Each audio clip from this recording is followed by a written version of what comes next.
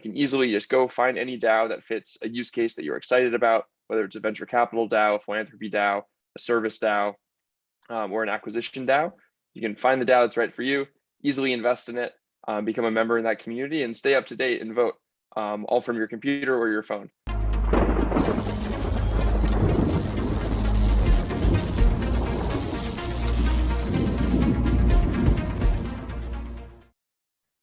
Welcome to the show, Emmett.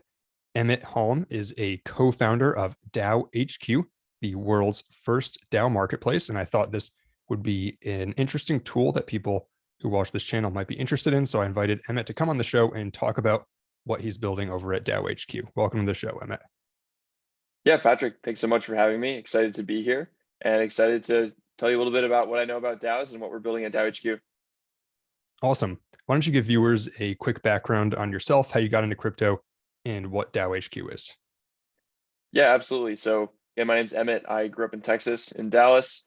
I was at school for college at Harvard, was there for a year and then took some time off. So took a year off to start an ed tech company. So that was a mix between a startup accelerator and a college admissions company, helping high school students launch their own business, startup, nonprofit, or something to really learn hands-on and have a great experience for their college applications. So worked on that for a year. That was a bootstrapped business. And then ended up coming back to Harvard for one semester before leaving to pursue DAOHQ full time. So I got into crypto in 2017 during the ICO craze. I really started learning about Bitcoin, Ethereum, and then just went down the rabbit hole and was involved on and off, mainly as an investor and someone just joining Discords, checking out new projects and learning about the technology and the new projects. And over the past year, I got into DAOs. And the first thing that struck me after a few weeks of getting involved in some different DAOs and different Discords is, one, DAOs are hard to find. Most people just find DAOs via word of mouth on Twitter or Discord. Secondly, they're hard to invest in. It's not very user-friendly. So you have to go in the Discord, ask, does this have a token? If so, where can I get it? And you often have to go to a very small decentralized exchange where slippage is high. And overall, just not a great user experience if you're new to crypto. And then third, voting is pretty difficult. So proposals usually have to go to a third platform like Snapshot. They're often long, very technically heavy in their language, and not very easy to understand. And so for me, I was thinking, okay, surely someone is working on or building a platform where all this is bundled up into one. It's super easy to find a DAO, invest in it, and actually participate as a voter. No one was working on that. And so went to my friend Lucas at the time, who's now my co-founder, and we started working on what would become DAOHQ. So our vision for DAOs is you can easily just go find any DAO that fits a use case that you're excited about, whether it's a venture capital DAO, a philanthropy DAO, a service DAO, or an acquisition DAO. You can find the DAO that's right for you, easily invest in it, become a member in that community, and stay up to date and vote, all from your computer or your phone. So that's what we're building for at DAOHQ. Cool. So if I'm understanding correctly, it's sort of like I don't want to say search engine, but like a resource where people can look up DAOs by different criteria and if they're interested in either investing or in joining one. Yeah, absolutely. So I'd say we have three elements. So the first is discovery. That's the search engine part. So right now we have the largest DAO directory online. So we have over 1,000 DAOs, and you can go, it's DAOHQ.co. You can go check out the DAOs, sort by category, see their financial information or their social information. So that's a good research tool. We also just launched, the second part is investing. So we just launched token trading for 200 of the 1,000 DAOs on our site. So you can actually, once you find a DAO you're interested in, often you can just purchase the governance token directly through our site and get a price that is as good, if not better, than like 1inch and Uniswap. Then the third element, which we're working on right now, is voting. So once you find a DAO you're interested in, you can purchase the governance token, then actually vote and participate in that community. Where are those trades routed through when people trade on the site? Yeah, so they're routed through DEXs. They're routed through DEXs. That's where we're currently through Uniswap or SushiSwap, wherever the token's traded. Yeah, often there's some really small DEXs as well, just wherever it's most efficient. So initially we're using 1inch, which it just aggregates liquidity from different DEXs. And then we were actually able to build our own contract, which takes out some of the inefficiencies of 1inch. Oh, cool. So you guys built your own aggregator as part of this? Yes. Interesting. So I'm going to share my screen real quickly because I want people to see this. Can you see the screen now, Emmett? Looks good. Yeah. So this is, I'm glad you're saying that, right? Yeah. It's this is the DAOHQ site. I was checking it out earlier, and I just wanted people to see this explore feature because I thought it was pretty neat. And there's some. Let me know if there's anything you specifically you want me to Sure. show, but I thought some of these filters were cool because, like you said, there's so many DAOs right now, and right in my experience, usually people find them by word of mouth. And I've never really encountered anything like this before, where you can filter by chain, category, treasury. One thing I thought was really interesting was the leaderboard of community growth. We do a lot of stats on this channel where we look at different chains and protocols and different stats about them. And I thought this trending DAOs with community growth was pretty cool as well. Awesome. Yeah. And if you're into stats, especially community stats, you can go. So let's see, maybe if we go back to explore and go to DAOs, and let's find, yeah, 1inch just right there Mm-hmm. on the up front. So once you click on a DAO, so we click on 1inch, we'll be able to see, so quick overview. Of course, you can see the financials of the 1inch token. If you go click financials, you'll also be able to see some proposals. But I think the most interesting thing is if you go to community, yeah, proposals, Oh, interesting. community. So yeah, so we just added this a few weeks ago. So you can really chart out and see, okay, does this growth, one, does it look organic? And two, is this project growing? And so that's often a really good signal that more people are getting excited about the project. More people are, if they're in the Discord, following it on Twitter, more people are getting involved. You can also see if something is blatant, like a blatant Mm-hmm. pump, or fake followers. Interesting. Well, So that's should be an cool. Yeah, interesting no, tool. I really like this. So when people say that something has a strong community or a growing community, you can actually sort of quantify it here. Yeah, Um, absolutely. And then yeah, so you can sort by token price, community growth. Another thing that you could check out as well, we have a knowledge base with, just if you're new to DAOs and want to learn. So it's like basic articles as well as a DAO dictionary. One thing you might find interesting is up on Explore, we just launched the waitlist for the DAOHQ index. So this is for people who want broad exposure to DAOs or a way to track the overall DAO market without picking winners. And so if you scroll down, you can see it's top 25 DAOs by market cap. So that gives you an idea of the big players in the space at the moment. okay. And how are these allocations determined? Yeah, so it's proportional to their market cap. Okay, that makes sense. That makes sense. Yeah. Interesting. Cool. Well, I'm sure there'll be some people that are interested in this. In addition to talking about the protocol, given your experience with DAOs and your broad exposure to the market, I had some questions I thought would be interesting to talk about as far as DAOs in general, because there is a lot of discussion right now in the world of crypto around community governance and, what constitutes a DAO, what roles should DAOs play. Is it possible to have a true DAO, right? Or do you need to have someone at the helm? So in your view, what role does community governance play in a DeFi project and in DAOs? Yeah, so I think every DAO, if it truly wants to be decentralized, needs some sort of community governance. We can argue over which structure is the best, how much community governance, whether it should be direct, like a direct democracy, whether it should be delegated, whether there should be some sort of executive board. I think the space is very new and it's all evolving, and it's happening a lot of different ways. But what I can see from like all of the best DAO projects at the moment, even though they might have different structures, they all have some form of community governance. And so when you're buying into a DAO, you're becoming you're a member, a worker, and an investor all in one. You want to know that that governance token that you have actually has a right and that your vote matters. And so when you vote to do something, that will be executed by whoever's executing it, whether it's a smart contract, whether it's an executive team, or whether it's a subset of the DAO members who actually are the contributors.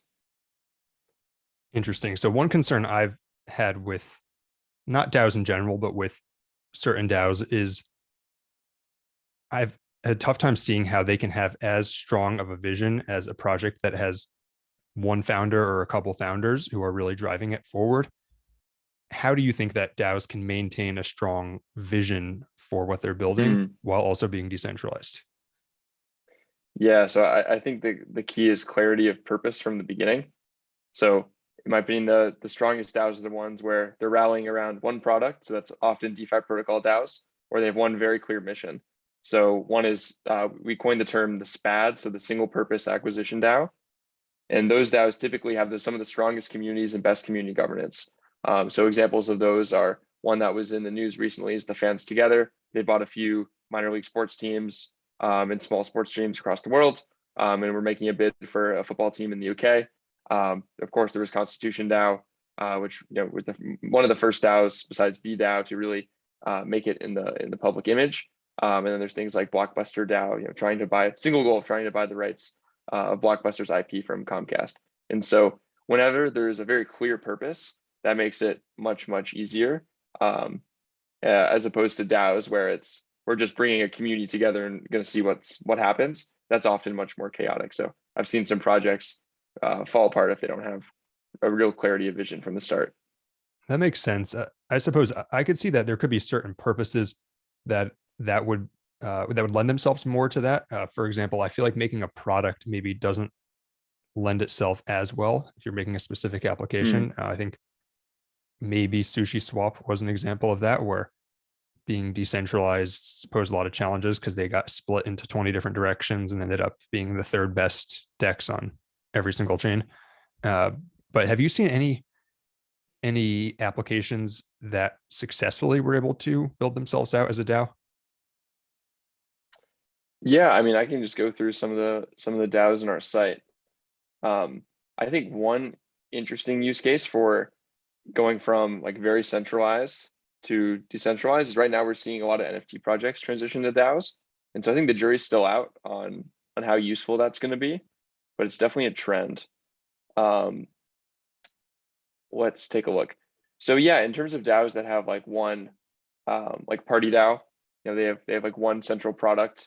And then there's DAOs DAOs that are themselves DAO tools.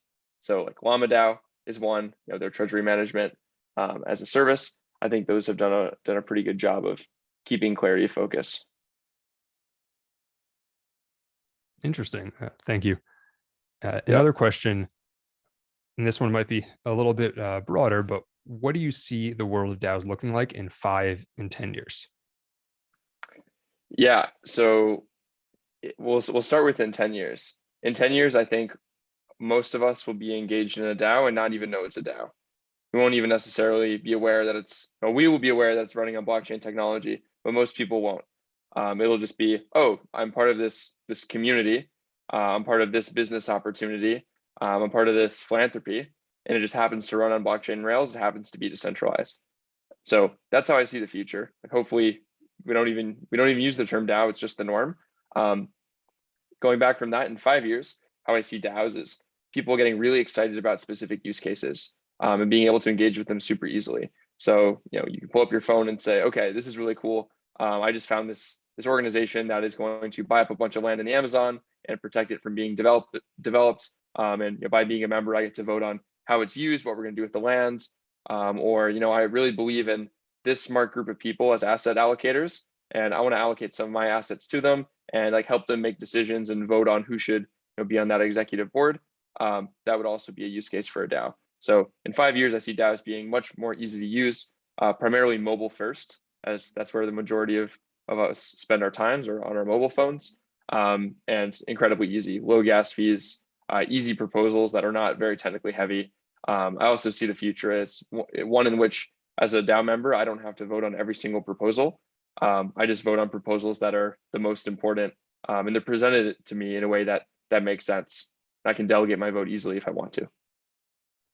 Interesting. One use case that I've always found really cool with DAOs that I haven't seen so much talk of, probably because some other technologies aren't there yet, but a lot of people don't think of how crypto wallets allow for you to have some sort of, say, self-driving car or drone or other sort of piece of technology that has its own wallet and isn't actually owned by anybody.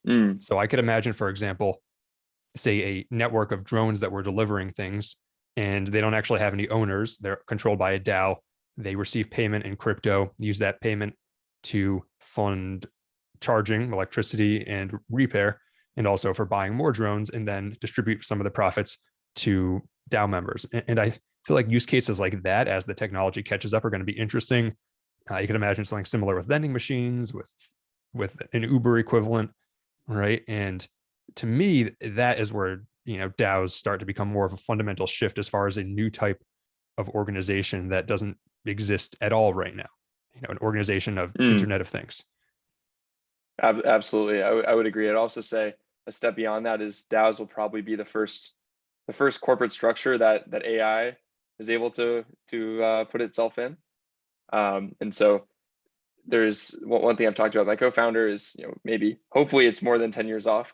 But DAO is being used for good as a mechanism to coordinate people and AI agents in a way in which there are laws and you can clearly see what's going on.